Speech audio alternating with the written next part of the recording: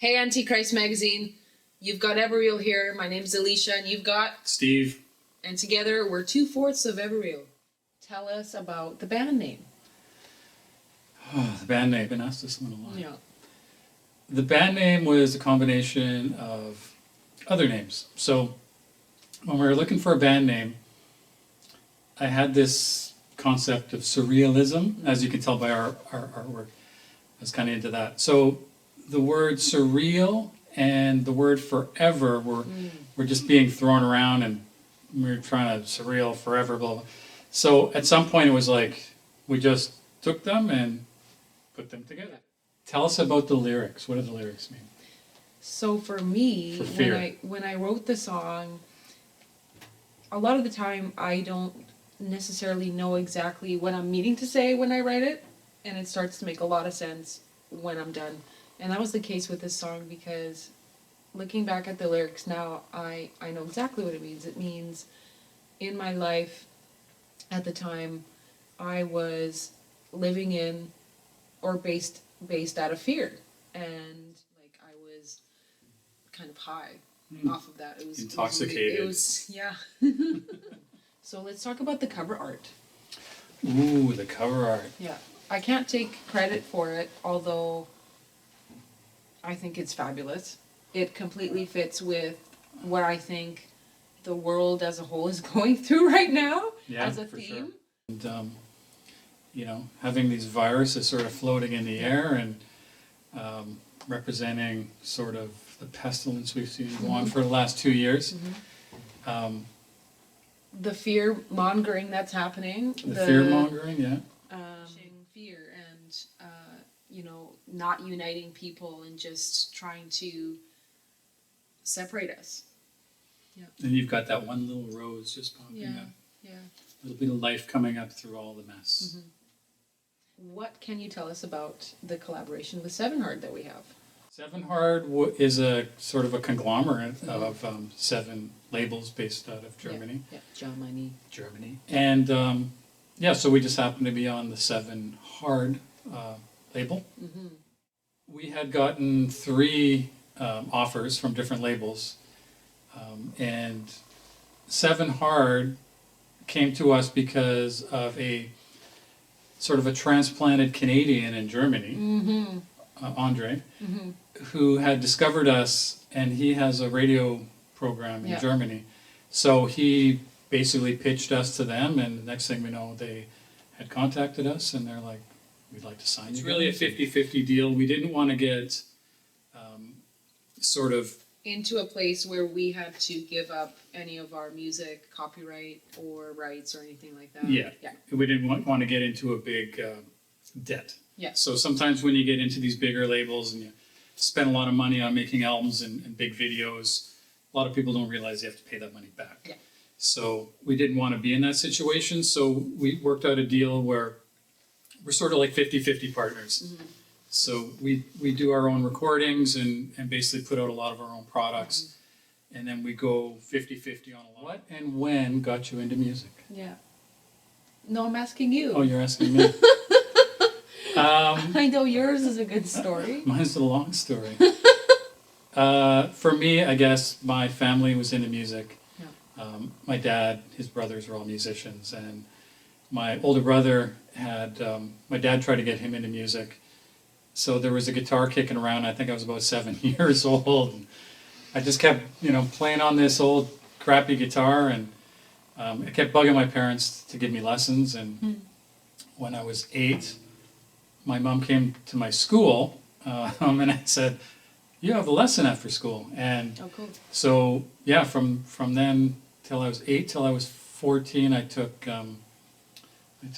private guitar lessons and class. I had to learn classical, and then I went on to conservatory, and that was sort of my story. And I did my first live performance, when I was in grade 6. Wow. I was like, I don't know, 12 or something. Wow. It was really bad, but it rocked the house. And then I did recorded my first sort of demo, my first album when I was 14, and then I started playing in clubs when I was 17, and that was sort of my story. Wow. I remember actually, was this in Poland still or when we were in Canada? I can't remember. That we were at someone's house and this older, like I was quite young, and this older boy who, whose parents we were visiting there, he had a guitar and he was playing, and I was so mesmerized, and I wanted to learn how to do that. But when he let me have the guitar, I could only go, like kids do, and I just remember being like to myself, like, oh, I want to learn how to do that. And a little bit later, I started to just vocalize and sing along to music, and realized how it made me feel, and that I could actually sound quite a lot like the singer on the radio. And so I just, a lot would just sing along to the radio, like the greats, like the greats, Mariah Carey, Whitney Houston. And for the 4 years in my high school career, I was Amy Lee. Like, interesting. Quite, yeah, I with didn't rock know school that. and everything. Like, yeah, we had, I forget. Oh my goodness, what was our band name? I can't remember what the band name was, but it was the Evanescence. So, if you could change anything about the music industry, what would it be? That we got paid. I was like, I think I know what he's gonna say. Just You know what I miss? I miss albums. I miss especially albums and CDs. Albums were the best because you had you this could pull them out. They had big photos, piece of real estate with yeah, this awesome stuff in it. Yeah. It was like a dedications. yeah. When the album came out, Art. you were waiting for it, and you'd pull it out to see Yeah. that that little Yeah. special thing in there. Yeah. Now I can go on the internet and you can see Download. Mick Jagger sitting with his cat eating breakfast, right? So that kind of stuff. And you couldn't see that back then. It was all very mysterious. Yeah. But Yeah. I miss the album art was a big thing. So have we had to postpone many shows due to COVID-19? All our shows. Next Yeah. question. Yeah.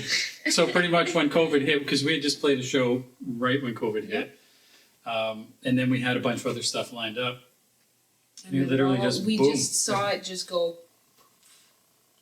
Gone. Everything got canceled, Yeah. and here we are 2 years later, Yeah. and it's just starting to open up. Have you had any epic fails during live performances? Oh, let's start with yours, and What? then we'll go Why? into mine. Oh God. Well, I've definitely forgotten lyrics. Yeah. Yes, that's a big one. Because when I'm okay, listen. I don't notice those things. Well, it's because when I'm nervous, especially the first song or two, until I'm like, okay, I'm good. When I'm nervous, I tend to blank and forget lyrics. So I have like a little cheat sheet at the bottom with like just the first word, the first few words of the Now they want to know which Whatever. epic fails. epic fail. Well, okay. I think one time the microphone hit me in the teeth, and Okay.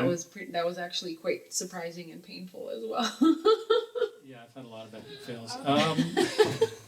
I'm sure, hopefully, they're yet to come. One time I was playing in Seattle, and I'd only taken This two. one time. Yeah, this one time, and I only taken two guitars on this tour. Playing along, twang. Of course, your string. broke my string. Guitar goes out of tune. I'm like, I grab my backup, twang. It's like, oh Shit. crap! What do we do now? So I look at the bass player and the drummer, like, play. I'll be back in a couple minutes. So I had to walk off stage. I had to actually change the string Yeah. and then come back out Yeah. and play. Wow. So that's pretty embarrassing. How do you feel the COVID-19 epidemic will affect the music scene? That's a good question. I mean, It already has. it already has.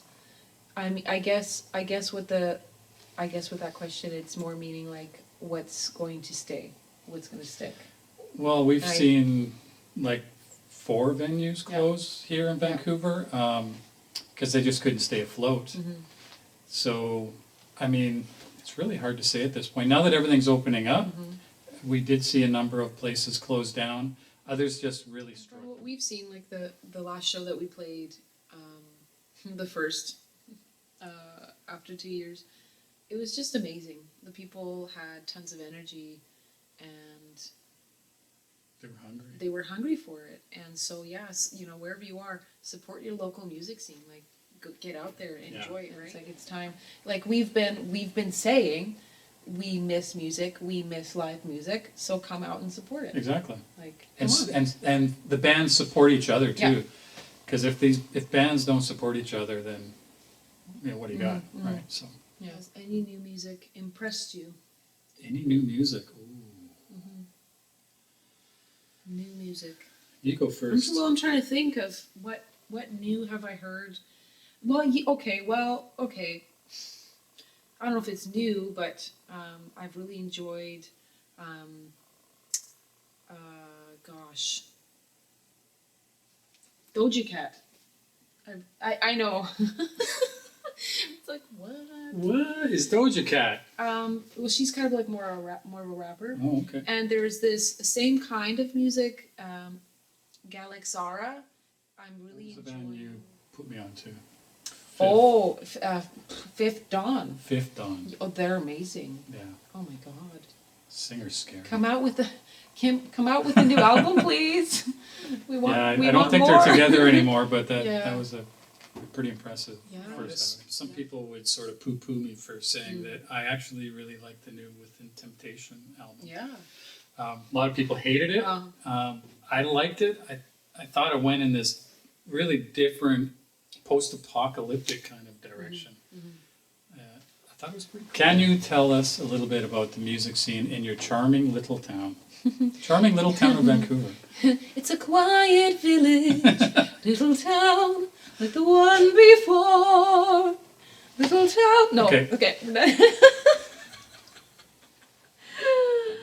Yeah, you know, we were just part of this documentary about sort of the music Yeah. scene in Vancouver, BC, and What I'm going to try to do is, you know, we can all lead by example, right? So we can start doing the easy things like on social media, interacting and leaving comments, liking, sharing, subscribing, and doing that from a supportive fellow musician